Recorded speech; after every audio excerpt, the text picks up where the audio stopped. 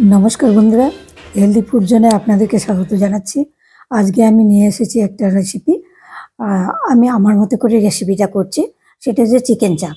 এই চিকেন চাপ করার জন্য আমি নিয়ে নিয়েছি 4টি লেগ পিস। চিকেনের লেগ পিসগুলো আমি চাকু দিয়ে চিড়ে চিড়ে দিচ্ছি একটু করে, যেন মশলাগুলো ভালোভাবে তার ভিতরে ঢুকতে পারে। তো বন্ধুদের কাছে অনুরোধ রইল ভিডিওটি পুরো দেখার জন্য, আর অনুরোধ রইল চ্যানেলটি সাবস্ক্রাইব করার জন্য। আর যদি ভালো লাগে বন্ধুরা, তাহলে আমার ভিডিওটি আপনারা প্রচুর পরিমাণে শেয়ার করবেন, একটা লাইক দেবেন। আপনাদের একটা লাইক, শেয়ার বা কমেন্ট আমাদের একটা উৎসাহ যোগায়। তো আমার লেগ পিসগুলো চেরা হয়ে গেছে। এবারে আমি মশলাটা তৈরি করে নেব। মশলাটার জন্য আমি কি নিয়েছি, 2 চামচ চার মগজ, নিয়েছি 2 চামচ পোস্ত, আর নিয়েছি প্রায় 50 গ্রাম মতো কাজু। ভাঙা কাজুটাই আমি নিয়েছি, ওটা আমি পেস্ট করে নেব। পেস্ট করে আমার পেস্ট করা হয়ে গেছে। এটা ধুয়ে আমি জলটাও নিয়ে নেব। তো বন্ধুরা, চিকেন চাপ রেস্টুরেন্টের মতোই হবে আশা করি, ভালো হবে বই কি, মন্দ হবে না। তো চিকেনগুলোর আমি উপরে লেবুর রস দিয়ে দিচ্ছি চিপে। লেবুর রসটা মাখিয়ে নেব আমি। তার সঙ্গে আমি দেব একটু লবণ দিয়ে আমি একটু মাখিয়ে নেব। তো আজকালকার দিনের বাড়ির বড় থেকে ছোট সবাই একটু স্বাদ চেঞ্জ করে খেতে ভালোবাসে, সেই জন্যই কিন্তু আমরাও বাড়িতে চেষ্টা করি। এর মধ্যে আমি মিশিয়ে দিলাম কি, রসুন বাটা দিলাম, আদা বাটা আর কাঁচা লঙ্কা বাটা মিশিয়ে আমি আবার ভালো করে ওগুলো মিক্সড করে দিচ্ছি, যেন চিকেনের ভিতরে ভালো মতো ঢুকে যায়। এর সঙ্গে আমি মশলার পেস্টটাও দিয়ে দিলাম। মশলার পেস্টটা দিয়েও আমি ভালো করে মাখিয়ে নেব। মশলাগুলো যেন, চিড়ে দেওয়ার কারণটাই হচ্ছে মশলাগুলো যেন ভালোভাবে চিকেনের লেগ পিসের মধ্যে ভালোভাবে প্রবেশ করে। এর মধ্যে আমি দিয়ে দিচ্ছি 4 টেবিল চামচ দই। দই দিয়েও আমি মাখিয়ে নেব ভালোভাবে মাখিয়ে নেব। মাখিয়ে নিয়ে সেটাও আমি এবার ঢেকে দেব। এই ঢেকে দিয়ে আমি ফ্রিজের মধ্যে, নর্মাল ফ্রিজে ওভারনাইট রেখে দেব। আমি এটা রাত্রে করছি, আর আমি ওভারনাইট রেখে দেব। ওভারনাইট রাখার পর আমি বের করে নিয়ে এসেছি। এখন তো বের করে নিয়ে এসে ঢাকনাটা খুলে আমি ওর মধ্যে দিয়ে দিলাম বিরিয়ানির মশলা, যে বিরিয়ানির মশলাটা আমার বাড়িতে তৈরি করা, আর দিলাম কাশ্মীরি লঙ্কার গুঁড়ো। কাশ্মীরি লঙ্কার গুঁড়োটা আমি প্রথমে দিতে ভুলে গেছিলাম। দিয়ে আমি একটু মাখিয়ে নিচ্ছি। মাখিয়ে নেওয়ার পর আমি এর সঙ্গে আরেকটা জিনিস অ্যাড করবো, একটু গোলমরিচের গুঁড়ো। এই গোলমরিচের গুঁড়ো দিয়েও আমি মাখিয়ে একটু রেখে তারপরে আমি গ্যাসে ওভেনটা জ্বালিয়ে ফ্রাইং প্যান বসিয়ে দেবো। আপনারা বন্ধুরা একবার চেষ্টা করে দেখবেন, বা এইভাবে একবার করে দেখবেন, সত্যি রেস্টুরেন্ট থেকে হার মানাবে। আমি এটা করেছিলাম, করে আমি খেতে দিয়েছিলাম। আমি তো এতটা খাওয়া আমার বারণ, আমি কয়েকজনকে খাইয়েছিলাম। তারা বুঝতেই পারেনি যে এটা আমার হাতের তৈরি না রেস্টুরেন্ট থেকে এনে খাওয়াচ্ছি।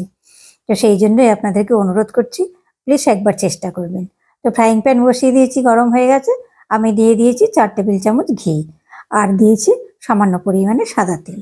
এইবারে আমি তার মধ্যে লেগ পিসগুলো এক এক করে দিয়ে দেব ভাজার জন্য। এবার আমি লেগ পিসগুলো এক এক করে দিয়ে দিচ্ছি।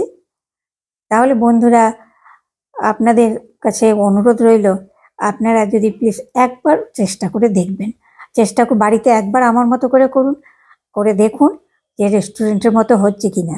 রেস্টুরেন্টের খাওয়া আর বাড়িতে একসঙ্গে সবাই মিলে খাওয়া, দুটোর মধ্যে তো পার্থক্য আছে। বাড়িতে সবাই মিলে একসঙ্গে খাওয়ার মধ্যে তো একটা পার্থক্য থাকেই, মজাটাই আলাদা। তো আমরা সেই করে খেতে গেলে আমরা সত্যি অনেক আনন্দ পাই, অনেক খুশি হই, বাড়ির সদস্যরাও খুশি হয়। তার মধ্যে বাড়িতে যদি করা যায় তাহলে তো আরও খুশির ব্যাপার। রমজান মাস চলছে, যারা রোজা করেছেন তারাও রাত্রিবেলা এই রেসিপিগুলো সুন্দর খেতে পারবেন। আর রান্নার প্যাশনটা সবার কতটুকু আছে না আছে জানি না, তবে আমার রান্নার প্যাশনটা মনে মনে ছিলই, পড়াশোনার জন্য করতে পারিনি, কিন্তু হয়নি কুমারী বেলা। সংসার করার পর রান্নার প্যাশনটা আমার শুরু হয়। যখনই আমি কোনো রেস্টুরেন্টে বা কোথাও খেতে যেতাম, তখন মোগলাই, এগরোল এইসব খেতে যেতাম, দাঁড়িয়ে দাঁড়িয়ে কীভাবে করছে দেখতাম, তাদেরকে জিজ্ঞেস করতাম, আর বাড়ি এসে এগুলো আমি করতাম। আমার বাচ্চাদেরকে কিন্তু আমি করে খাইয়েছি, যত কিছু আমি খেতাম আমি সেটাই ঠিক বাড়িতে এসে ওইভাবেই করতাম। তবে আমার মতো এইভাবে প্লিজ বন্ধুরা একবার করে দেখবেন বাড়িতে, সত্যি অসাধারণ লাগবে। আমি এবার ভাজা হয়েছে, আমি এবার বাকি গ্রেভিটা মিশিয়ে দিলাম, যে ধুয়ে একটু জলটাও দিয়ে দিলাম, দিয়ে আমি নাড়িয়ে চাড়িয়ে দিলাম। এবার আমি ঢেকে দেবো। তো এইবার আর একটু লাল লঙ্কার গুঁড়ো দেবো, লাল লঙ্কার কাশ্মীরি লঙ্কার গুঁড়ো দেবো কালারের জন্য। আমি লাল লঙ্কার গুঁড়োটা ব্যবহার করি না, কেননা একটু গোলমরিচের গুঁড়োও দিলাম। লাল লঙ্কার গুঁড়োটা অনেকের পেটের সমস্যার জন্য লাল লঙ্কার গুঁড়োটা অনেকটা ক্ষতি হয়, সেই জন্য। তো আমি যেহেতু ঝালের তো অসুবিধা নেই, কারণ আমি দিয়েছি গোলমরিচের গুঁড়ো, দিয়েছি কাঁচা লঙ্কা বাটা, সুতরাং আমার ঝালটা ঠিক অ্যাডজাস্ট হয়ে যাবে। তার জন্য লাল লঙ্কার গুঁড়ো দেওয়ার প্রয়োজন পড়বে না। আর অনেক জিনিস হচ্ছে কালারটার জন্য অনেকটা দেখতেও ভালো লাগে, খেতেও একটু স্বাদ জাগে, সেই কারণের জন্য কালারের জন্য একটু কাশ্মীরি লঙ্কার গুঁড়োটাই ব্যবহার আমি করে থাকি। এবার আমি মিশিয়ে দিলাম বাকি টক দইটুকু, আর এবার দিয়ে দিলাম কেশর ভেজানো দুধ, মিশিয়ে দিয়ে আবার নাড়াচাড়া করে ঢেকে দেবো। তো বন্ধুরা, আমি রান্নাটুকু সেটুকুই করে আপনাদেরকে পরিবেশন করার চেষ্টা করি, কেননা ঠিক আমার মতো এইভাবে যত রান্নাটা করলে আপনারা পারফেক্ট রান্নাটা হবে এবং স্বাদটাও পাবেন। আমি এক গাদা মশলা দিয়ে করে দেখালাম, দেখতে সুন্দর হলো, করলেন, আপনারা করলেন খরচ করে, দিয়ে রান্নাটা করার পর খেতে গিয়ে খেতে পারলেন না, ঠিক ভালো লাগলো না খেতে, তখন আপনাদের মনে হবে যে কী রান্না দেখালে। সেই সব কারণের জন্যই কিন্তু আমি রান্নাটা খুবই সাধারণভাবে এবং খুব বেশি কিছু না দিয়েই করি, যতটা সম্ভব কমের মধ্যে ভালোভাবে করার চেষ্টা করি। এবং সত্যি যদি এইভাবে করেন, আপনাদের সত্যি সত্যি কথা দিচ্ছে খুবই ভালো লাগবে।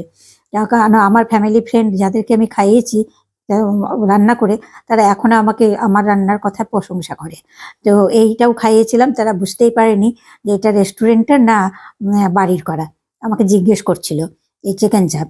তো যাই হোক, আপনাদের কাছে অনুরোধ রইল, আপনাদের যদি সত্যি ভালো লাগে, আর একবার করে দেখে ভালো লাগলে আমাকে লাইক, শেয়ার বা কমেন্ট করতে ভুলবেন না। এটুকু আপনার চলার পথের পাথেয় হয়ে থাকবে। আর চ্যানেলটা সাবস্ক্রাইব করতে অনুরোধ করব, বেল আইকনটা চিপে, কারণ তাহলে আমার পরের ভিডিওগুলো আপনারা পাবেন। আর আজকের মতো আসছি, আমার পরিবেশনের জন্য রেডি। আর ভিডিওটা দেখার জন্য আপনাদেরকে অসংখ্য ধন্যবাদ। তবে দেখা হবে পরের ভিডিওতে। নমস্কার।